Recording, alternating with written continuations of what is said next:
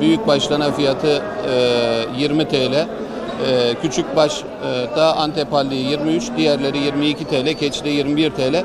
Ama bu rakamlardan kesinlikle fire düşülmemesi üzere bu rakamlar açıklandı. 2019 yılı kurbanlık fiyatlarımız Gaziantep'te bu şekilde olarak belirlendi, bu şekilde belirlendi. Fiyatlar nasıl?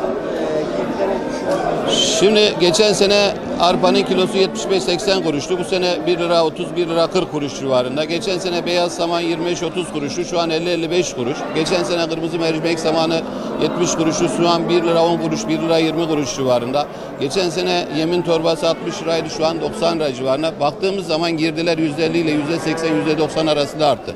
Oysa kurbanlık hayvan fiyatlarına geçen seneye göre orantıladığımız zaman 2 lira 4 lira arasında bir fiyat artışı oldu. Dolayısıyla yani üretici şu an bu rakamlarda aslında çok da para kazanmıyor. Ama en azından maliyetini kurtarabilmek adına ülkedeki ekonomik sıkıntıyı da bildiğimizden tüketiciyi de düşürmek açısından biz bu rakamları mümkün mertebe dip olarak açıkladık. O yüzden rakamların gerçekten uygun olduğunu düşünüyoruz. Şu anda zaten piyasada bu rakamların 1 veya da 2 lira altında seyrediyor. Tabii kurbanlık olunca haliyle biraz farklı oluyor. Yani o toplu olarak satılan mallar bunlar kurbanda tekleme satılacak. Dolayısıyla bunun ayrı bir maliyeti var. Dolayısıyla 1 veya 2 lira fark ediyor yani. Hayvan sayısı yeterli mi Gaziantep? Hayvan sayısı şu anda yeterli olduğunu düşünüyoruz Gaziantep genelinde. İnşallah yetecektir diye de bekliyoruz. Ama biraz önce de özellikle söyledim. Kızılay'ın, Diyanet'in özellikle kurbanlıklarını Türkiye'de kesmelerini bekliyoruz. Yani yurt içinde kesilmek üzere bağışçılardan toplanan bağışlar Macaristan, Sırbistan, Bosna Hersek tarzı ülkelerde orada kesilip etleri buraya getirilmek üzere değerlendiriyor. Bu çok yanlış bir uygulama. Bu özellikle üreticiye zarar veriyor. Kendi ekonomimize zarar veriyor. Onun gözden geçirilerek özellikle Kızılay'ın ve Diyanet'in bunu düzeltmesini istiyoruz ve özellikle gerekirse Tarım Bakanlığı'nın da bu uygulama ile ilgili onlara vermiş olduğu izinlerin iptal edilmesini talep ediyoruz biz. Bizim yem giderleriyle ilgili özellikle düzenleme yapılmasını bekliyoruz. Özellikle tarım kredi kooperatiflerine bu anlamda iş düşüyor. Biz Gaziantep'te özellikle mera ıslak alanları konusunda çok çalışmalar yapıyoruz. Maksat yem giderlerini düşürebilmek için. Bakanlığın da bu anlamda çalışmalar var ama yeterli miktarda değil. Bunların özellikle artırılmasını bekliyoruz biz. Şu anda daha yeni hareket başlıyor. Daha 20 güne yakın kurbana zamanımız var. Dolayısıyla bu anlamda satışlar bundan sonraki günlerde hareketlenecek. Daha evet biraz daha sonlara doğru hareketlenecek yani şu an. Çağrınız var mı kurban öncesinde? Ya kurban öncesinde vatandaşlar kesinlikle hayvanı görerek almalı. Gelip satıcıyla gerekirse hatta elini sıkmalı. Yani o sünneti de yerine getirmeli. Görmeden örnek veriyorum birilerinin hesabına göndererek veyahut da gidip AVM'lerden kesinlikle kurbanlık almamaları lazım. O yüzden gelecek bizzat bu işi üretenin elini gerekirse sıkacak, onunla helalleşecek. Karşılıklı bir diyalogla kurbanını alacak. Mümkün mertebe imkan da varsa başında duracak, kestirecek. Yani o kurbanla ilgili sünneti de dolayısıyla tüketicileri yerine getirmesi lazım. Kulak küpelerine dikkat etsinler. Bizim Tarım Bakanlığı'nın Haybis'te bir sistemi var. Oraya küpe numaralarına girerlerse hayvanın kime ait olduğunu, nereden geldiğini, ne zaman küpelendiğini, hangi aşıların yapıldığını, sağlıkla ilgili bilgiler de orada görebilirler. Tüketiciler de bunlara dikkat edebilirler. 55 bile yok. Vallahi yok. Bu adamların boyuncaları. Abi alıyoruz ufak götüreceğiz.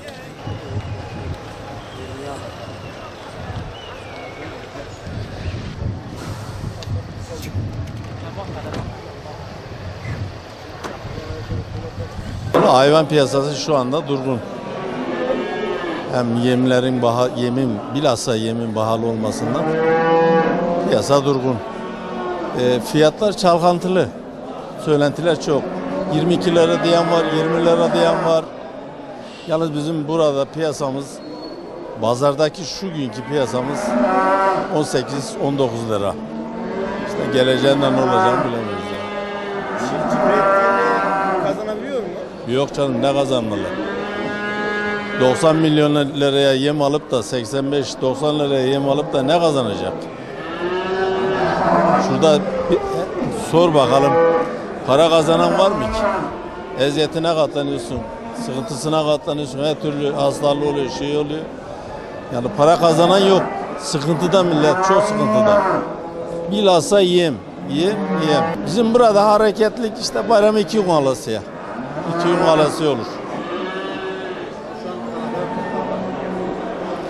Yok, pek karabalık yok. Varsa da canlılık yok. Yani alıp satan yok. Esnaf. Her kişi mal getirmiş. Alıcı çok kısa.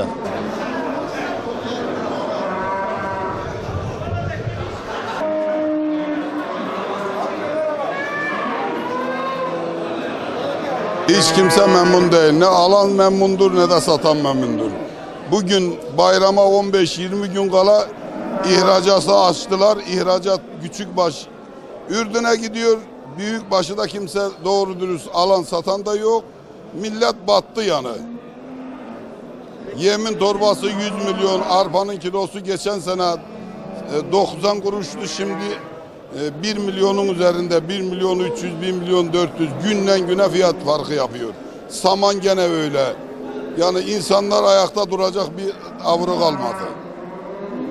Tarım Bakanı'na sesleniyorum. Günde bir şekilde kanun çıkmaz. Gelen değiştiriyor, giden değiştiriyor.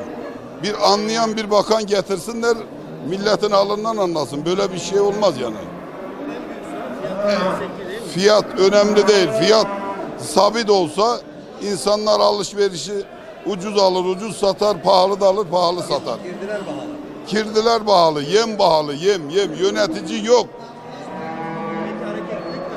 Hareketlilik var, alan gidiyor ama para kazanan yok. Hayvan sayısı da yeterli değil. Yok, milletin öyle abartmalarına bakmayın. 2015 yılından bellidir mal sayımız var diyorlar ama kesilen mallar hiç düştüğü yok ki. Hep kesiliyor, işletmede görünüyor mallar. Sen de biliyorsun ki mal sayımız var. Hele işletmeler gitsin gelsinler. O işletmelerde mal kalmış mı?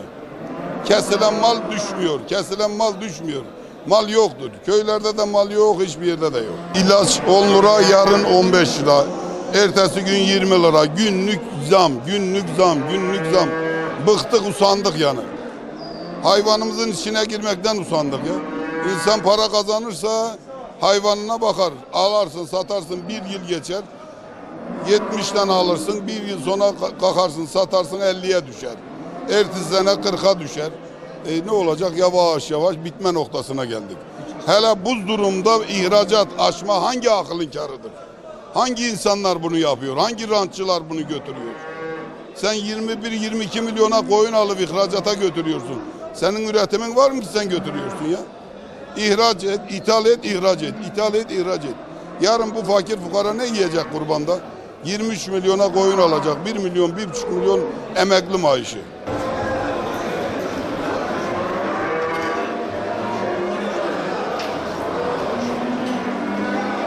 Çok belirsiz bir piyasa var. Aldığını satamayın, sattığın geri alamıyorsun. Yerli hayvanımız ayak altı olmuş. Pazarımız büyük arabalar aldamamak lazım. Alışveriş denen bir şey yok. Çıkış yapan geri içeriye hayvan almıyor. Büyük odamanlar ithal getiriyorlar onların nezaretinde. Onları aldamamak lazım. Bu ülkenin geleceğini orta ölçekli işletmeler her zaman sağladığı gibi bundan sonra da bundan götürün. Biz bunlara sahip çıkamazsak hiç çıkılmıyor. Bu şikayetler sadece bizim Antep bölgesinde değil, Türkiye genelindeki şikayetler. Bu üreticiye yazık oluyor, bu ülkeye yazık oluyor. Geleceğimiz karanlıklar altında. Yazık oluyor, tek kelimeyle yazık oluyor. %42 seneden beri zam gelen girdi maliyetleri 2 sene öncesine 28 lira dana kesiliyor. Kesilecek yer bulunmuyor. Ne olacak ben? 22-23'e şimdi dana alınıyor, ithal dana. Kesin meydanda 28 lira. Bu adamın 35'e satamazsa, kesemezse bu adam batar. Yani yazık oluyor. Başka hiçbir şey diyecek bir şey yok.